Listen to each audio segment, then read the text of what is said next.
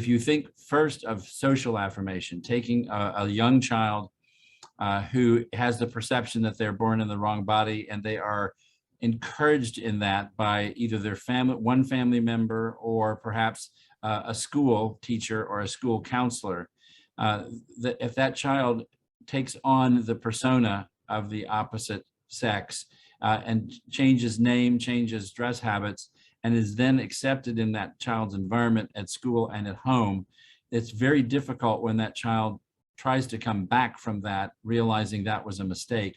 There is already damage done. There is already a negative factor in leaving the new perceived gender and going back to the biologic sex. That's very difficult for the child. That's a mild degree of harm.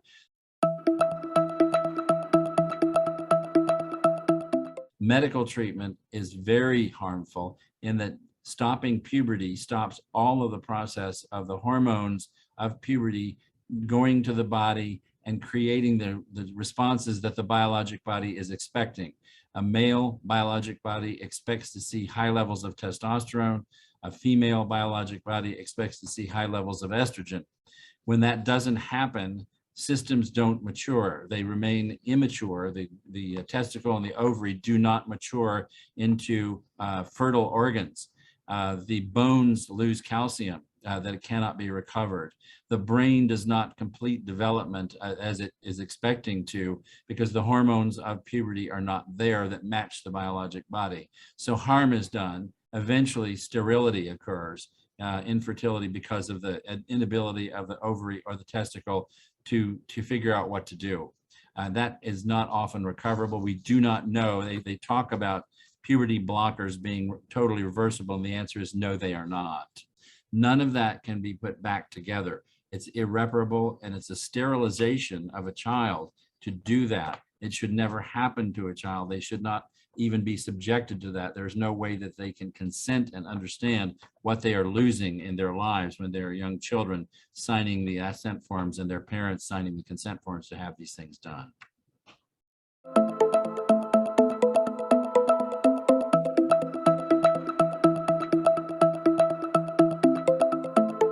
The increase recently of adolescents coming to gender clinics in larger and larger numbers. First of all, there are many, many, many clinics now available in the United States and worldwide for access to this care. There are actually internet access services as well, which don't require being evaluated in person, but just online. And Planned Parenthood in the United States has picked up the gauntlet and is now a readily access to the cross-sex hormones. This increase is due to access on the internet by a population of adolescents who are unhappy. Now, I always talk about the middle school, what we call the transition from the primary grades to the high school grades. We have a system in the United States called middle school, used to be called junior high school. And those kids are often very unhappy, but it's a process that they go through and they mature out of and become happier older adolescents. But while they're in this environment, that people are not nice to each other. They hurt each other's feelings. They feel alienated. They want to belong to the popular group. And when they can't be accepted by the popular group, they feel like they are left out and they're unwanted, unliked, and they are searching for some place to go. And the internet allows these individuals to find a network of individuals who are also unhappy, who also said, I think my answer is that I'm born in the wrong body. Come join my family on the internet. I will take care of you. I will be your best friend. And they invite these kids in on the internet. And what happens is they find a temporary place that seems like they found happiness for the first time in a number of years. And it draws them into almost a cult, if you will. It's a very vulnerable population of children who are looking for acceptance, which they don't get at school, and sometimes they don't get at home. And here they all of a sudden have a family that says, we love you for what you are, and come in and join and be our glitter family. You can have a new mother and father and cousins and aunts and brothers and sisters, all of whom will love you because you have recognized the fact that you're transgender. And it seems very exciting to these children. They live on the internet. They go back every day. They're consumed by it. Their only world is on the internet. They have no friends. They've left everybody behind. And so that it's a very intriguing way to draw children in, and it happens.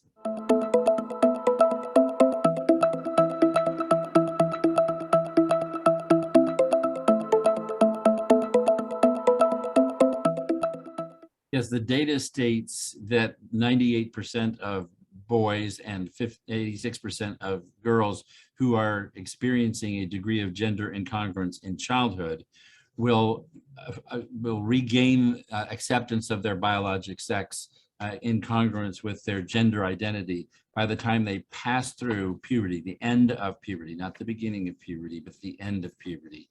And this is well known. It is data from 30 years ago, it's data from 15 years ago, and it's data from last year.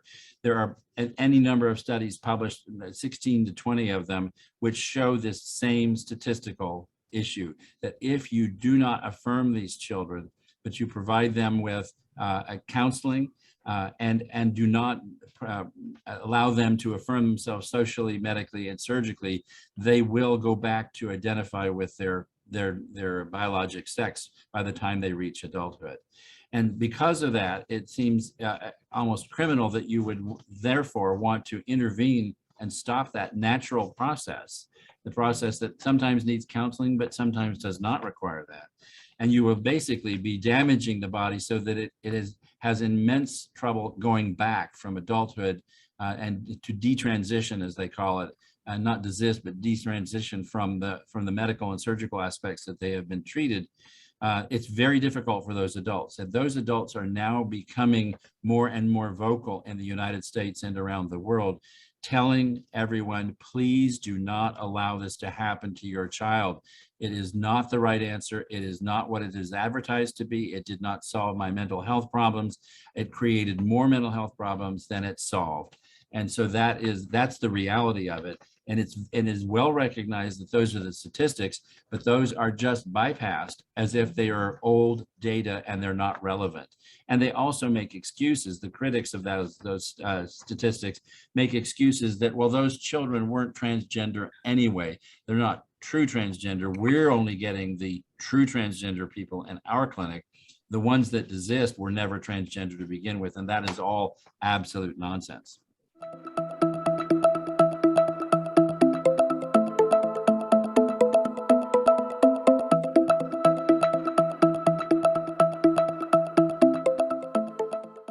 The actual incidence of a suicide attempt, something where the child does something, maybe not really intending to take their life, but to make a statement, that happens in 21% of children who have transgender. And so the mental health of the individuals who have been transitioned medically and surgically needed to be evaluated more thoroughly. And that was done in a more recent study of all Swedish people that identified as transgender, not just those that answered surveys, but everyone in their medical registry with a diagnosis of transgender was evaluated for the status of their mental health compared to treatment versus not treatment, medical and surgical treatment.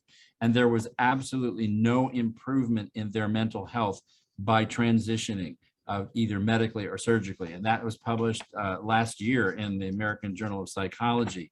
So it is a lie that we are protecting the mental health of these individuals by affirming them. We are doing no good at all. We are not solving their mental health issues. We're glossing over them with something that they grow up and find out was not the answer that they were looking for. So it's a big lie that the only way to save a child's life who is gender dysphoric is to allow them to affirm their incongruent gender so that they won't commit suicide. It's a bullying of parents. It's a bullying of society to make us think that that is the best thing to do, when indeed it makes no difference, and in some cases makes it worse.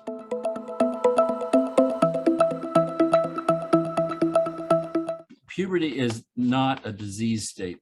Blocking puberty is blocking a normal, healthy physiologic process whereby an infertile male or female child becomes a reproductive fertile adult.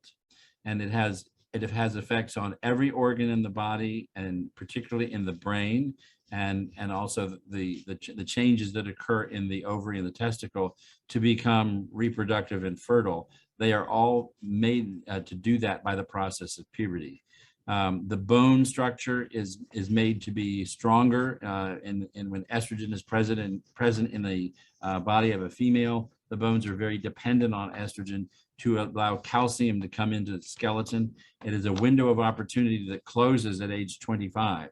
And so the late adolescence and mid-adolescence is a very important time for the biologic female to have estrogen on board. For this reason, girls who have ovarian failure are treated aggressively with estrogen during their adolescent years in order to prevent osteoporosis as an adult.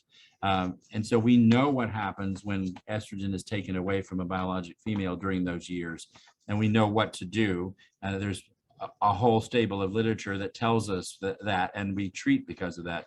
To artificially remove estrogen from the body of a female and keep it away is to create weak bones that are prone to osteoporosis later on.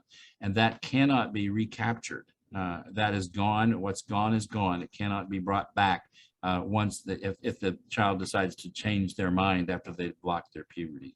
So that's one thing.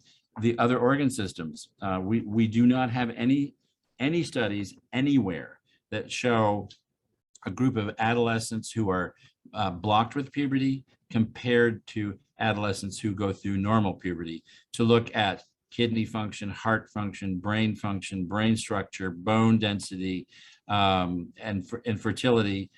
We don't have any studies that show that it is safe to do so. The reason that puberty blockers are recommended is so that it keeps the body from changing naturally the way it would to an appearance of a biologic male and the characteristics thereof, or appearance of a biologic female. So in males without testosterone, the voice doesn't deepen. In females with estrogen, the breasts develop and have to be removed. The voice box the larynx of a male changes shape and the voice deepens. Hair grows along the body from on the face and the chest and abdomen and in the pubic area and under the arms with the hormones of puberty in a male. That creates a problem for someone who wants to appear like a female, because there's hair growth in places that females don't normally have that. And so the idea is like, hey, if we stop this before it starts, it'll be a much better situation. And so it sounds logical, but what it's doing is harming the body in a way that cannot be captured back.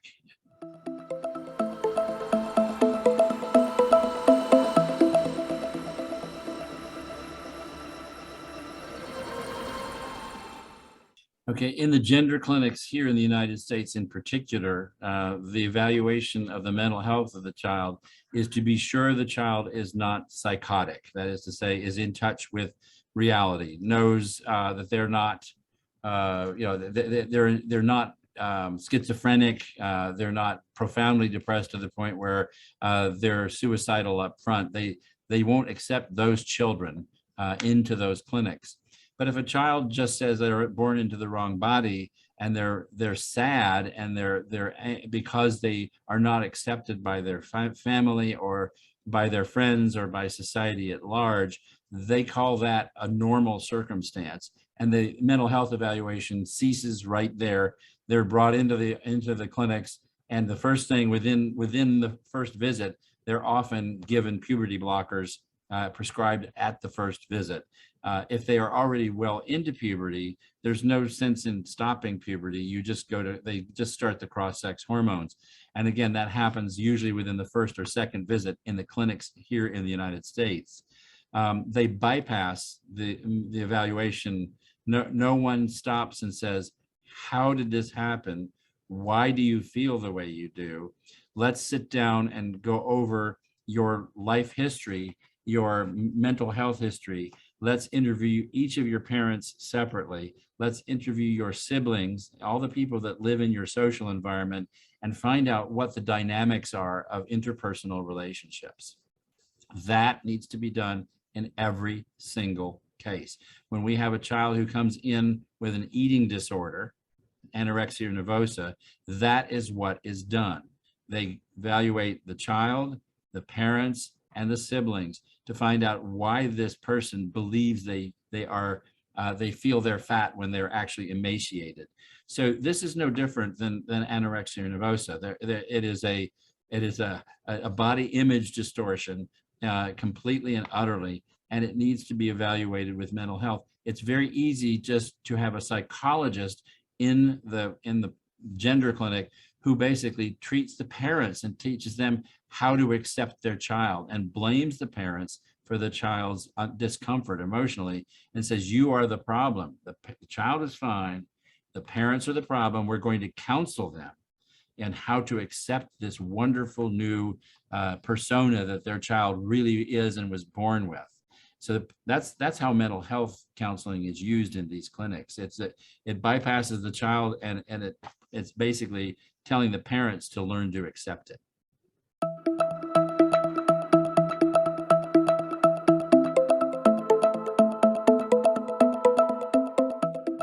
Well, what's going to happen here, and probably particularly in the United States, where lawsuits are brought against people who have harmed patients, we are going to see an increase in lawsuits. They're beginning to happen one at a time, but they will increase once the tidal wave of parents understands that they have the ability to sue the physicians who treated their children this way.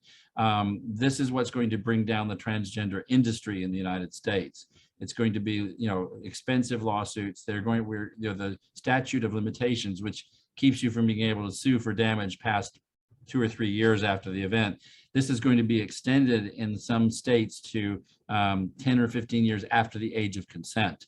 And that will literally allow these adolescents who have made a decision at age 16 to come back and take down the physicians who did this to them. So that's where it's going to lead. The problem is that in the meantime, we may have 100,000 children in the United States who are damaged irreparably, who cannot be fertile, who have organs taken out that they can't replace. And that will be a sad, sad tale.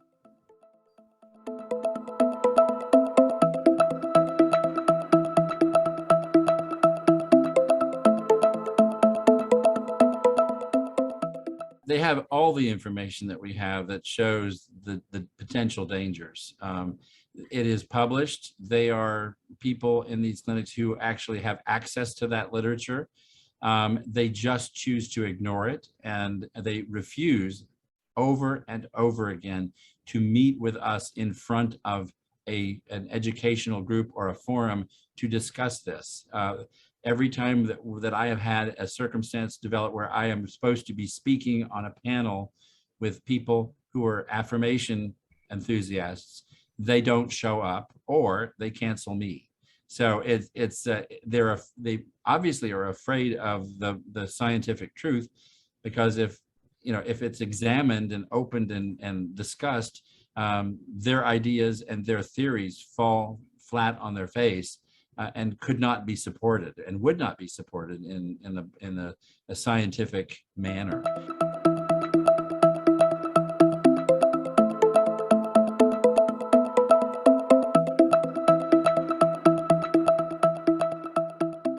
Well, I mean, faith plays a part in my practice of medicine just because of who I am. But I think even people who don't necessarily have a faith but are just bound to pure science find it's an ethical issue. And I think that there is, God does not make mistakes, but human beings do. And so the environment that this child is in creates a fertile mess, if you will, and changes the child's psychological perception of self. And so that is it's a sadness. It's an overwhelming issue that needs to be addressed. And God created males and females and they are opposite and complementary, and there is a purpose for them. It is to create new life. And to do anything that disrupts that is to go against the plan that God has for humanity. And so that can be stated instead of looking at somebody and saying you're a horrible, sinful person because you believe that you're born in the wrong body.